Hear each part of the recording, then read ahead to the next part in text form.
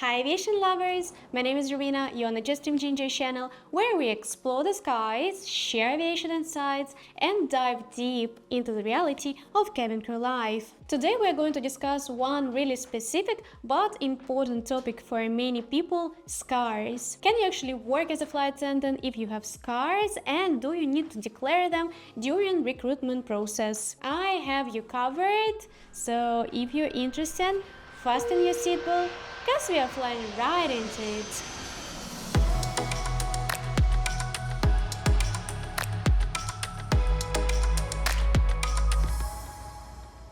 The question about scars is one of the most frequent asked questions on my channel, even on the videos where I don't cover the topic of the airlines and the cabin crew life recruitment process. I still received so many comments about scars, and I understand why, because I was that person who was scared that I won't be hired as a flight attendant because I have a scar in a visible area. I'll show you later on in my video, but spoiler alert, I was hired as an Emirates flight attendant, and even Qatar Airways wanted to hire me as a flight attendant. I already had a date of joining with them, but I decided to go for Emirates.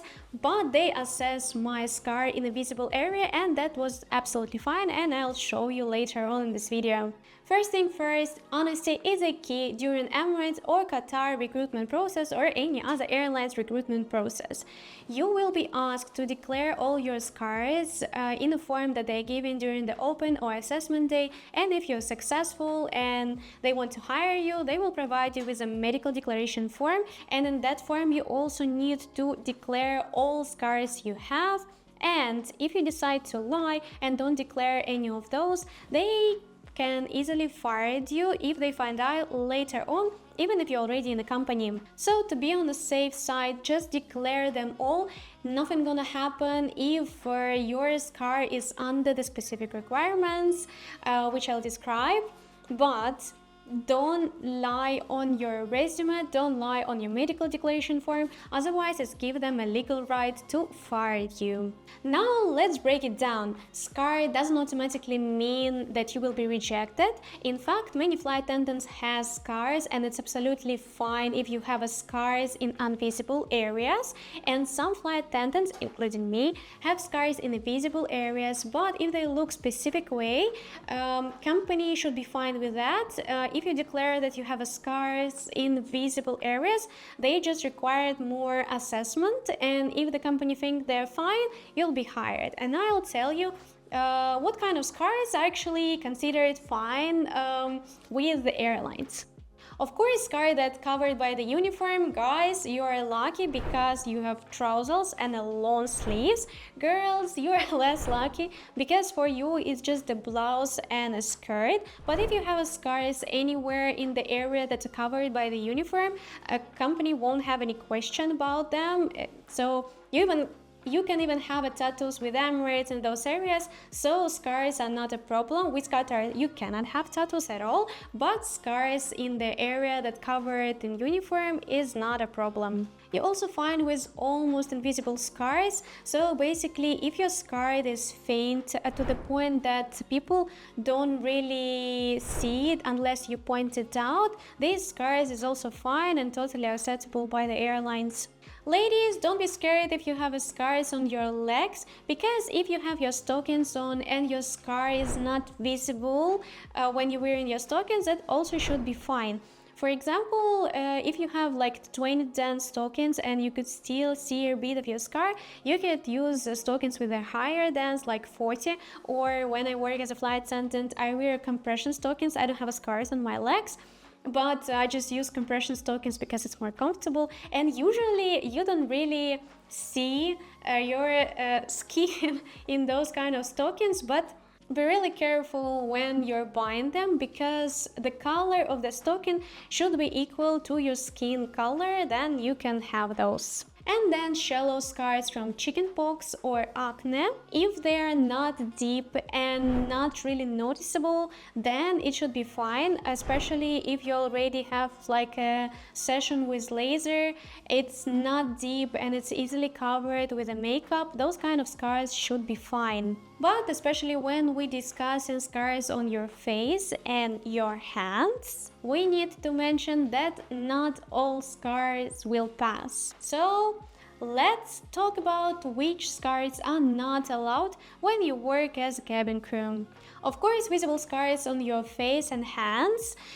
Unfortunately, if you have really deep scars or even you have small scars but it's deforming your skin, you cannot cover it with a makeup, you still can see that you have something on your face, even if it's a small one, then it is a concern and most probably recruiter won't let you pass because your face and your hands, this is the first thing that people usually see. And Emirates, Qatar and other Middle East airlines, they usually extremely picky on those and they want its cabin crew look like dolls without any problems.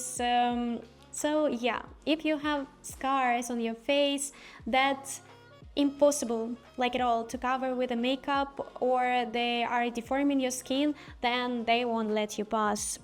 If you're talking about other part of the body, not your face, and your scar is fresh, it's still healing, it's other in color, then it also will be a concern. And if it's a big one, definitely they won't let you pass. They will ask you to heal your scar, to wait until it fades in color and then try again on their recruitment events.